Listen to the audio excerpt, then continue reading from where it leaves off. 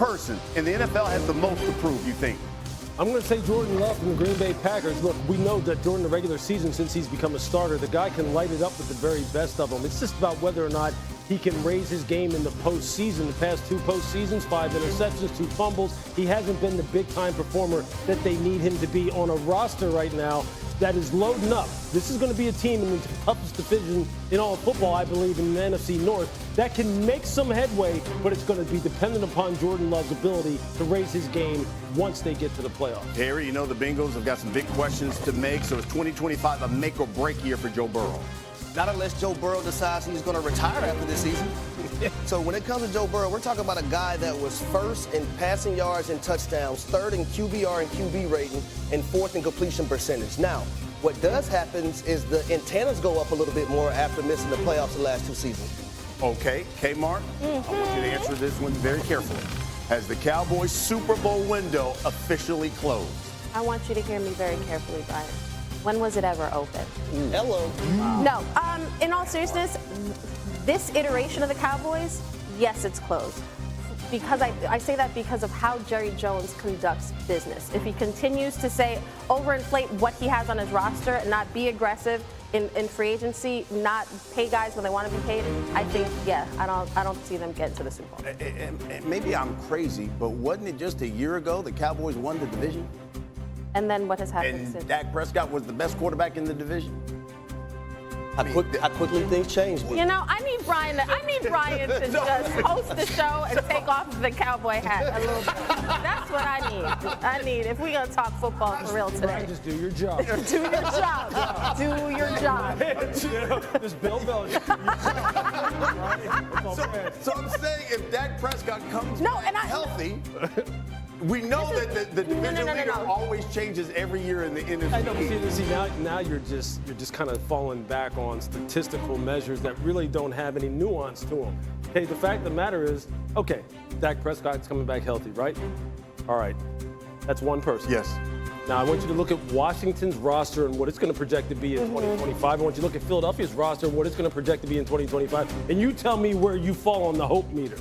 Okay. You know what I'm saying? Right. No, it really is. Look, this is a great question. And look, it all starts at the top. You know this. You know that Jerry Jones is the one. Look, he says, and I'm paraphrasing, but he has said this, that he bought this football team so he can be the boss of it. And so he can run it himself. Run it the way he wants. And he has made tactical mistakes as far as if you want to compare him to, let's just say Philadelphia, who right now, everyone from Joe Burrow to every fan base out there is trying to compare their football team to how Philadelphia runs theirs because they think that's the model. Okay, so Hembo, the great Hembo, sends the best stats every morning. From a cash standpoint, Philly has outspent Dallas by $78 million in cash the last 3 seasons.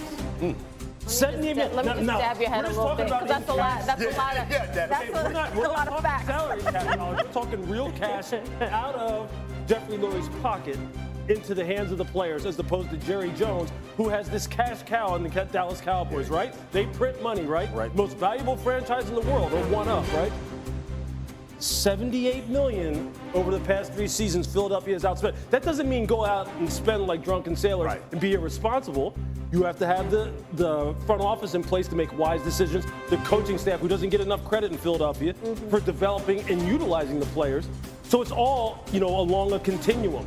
And it's Dallas is failing in every measure. And it's also signing guys when they should be. There you go. Yeah, so the way to get the last. I think so the word help me out though. is a great word. What is the Cowboys' biggest need when you look at this team? I think overall, collectively, when you're looking at the Dallas Cowboys, the inability to stop the run is demoralizing for this football team.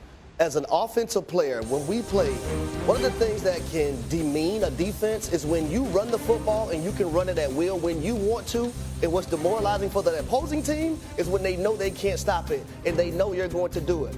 So I'm going to have Cindy pull up A46 for me really quick. Because I want y'all to see these are the last 5 Super Bowl winners. And when you look at their defense and the ability to stop the run, look at where they rank and look at where the Dallas Cowboys rank. Graphic. So when it comes to being Super Bowl contenders, you can't be a Super Bowl contender in my eyes if you have the inability to stop the run game. And the one team on there that wasn't in the top 10 was the Kansas City Chiefs, I think, in 2023. Well, guess what? Since 2019, they haven't allowed a 100-yard rusher in a game. Right. So, this is all over the social media, and I want to get your perspective on this. Everyone is saying Cowboys should trade Micah Parsons and get assets, get like 3 number ones, get a player, and rebuild this thing. Your thoughts on that? What? The graphic, Cindy's graphic, perfectly illustrates. 846. Why Cindy, can you pull up 846? Listen, Mike Greenberg would be proud of you today. Harry wants to be Greeny so bad. This graphic tells you why you don't give up your top defensive player, because defense does win championships. And I understand why fans are like, we have so many holes, we need to get as much as we can from Micah. Some people even point out, oh, Michael's off the field, all his talking, they need to reset what culture is and all that. No. Because if the Cowboys were winning, Micah doing the podcast wouldn't be an issue. You need to get better players. You need to get other Micahs. You need to get other dogs who understand, like on defense, you don't run against us. You don't come in our house and beat us on our home turf. And that's the problem with the Cowboys. Getting rid of him doesn't help you. You know what's interesting? You bring up a great point. I'm glad you said that. When you say fans say we have so many holes, we need more draft assets or draft capital in order to fill these holes. Why do you think you have holes? Because the people that you were picking in these prominent positions that you now have holes in made the wrong choices. Yep. So really, it's not about how many assets you have in order to go ahead and try and build up this football team. It's about maybe your player procurement process. It's about where you're divvying up these assets, where you're utilizing them, which again, in Philadelphia, it's not just about cash spent, it's how they spend it, who they spend it on. That's the problem. It's the tactical decisions, You're right about and this. you're not making those. We're just getting started with this topic. We're going to talk so much more about this and a whole lot more. But coming up, we're going to ride around the QB carousel. Where will these stars end up? And we're going to tell you which is the best fit for Tomlin's team. Plus, is it fair to already call?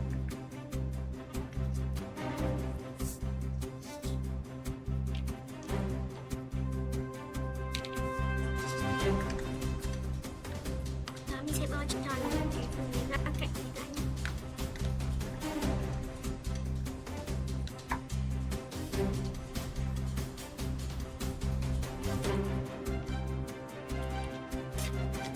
Như vậy là mình đã gập xong cái đầu như thế này. Giờ mình sẽ dùng cái màu đen để làm dần mắt nha. Sẽ cắt ra 2 hình tròn.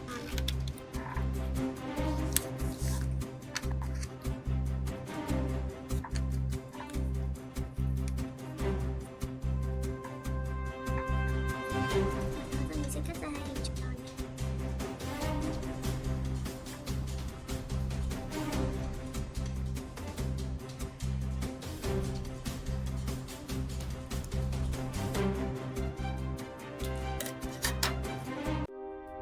Chắc là mình sẽ đặt lên cái đầu ăn nấu mình nha.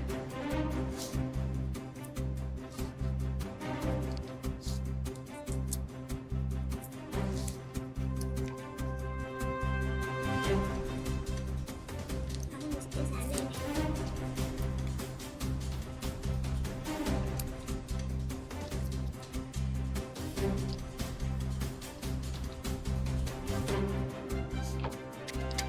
Tiếp theo mình sẽ dùng cái bút xóa để trang trí phần mắt nhé.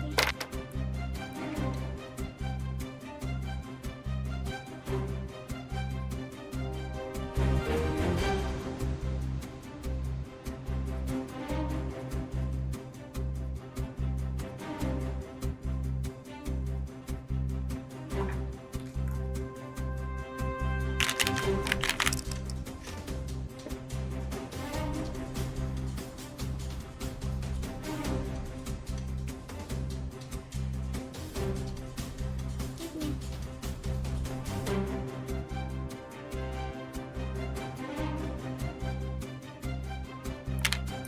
Sau đó mình sẽ cắt cái miệng nhé. Mình sẽ sử dụng màu xanh.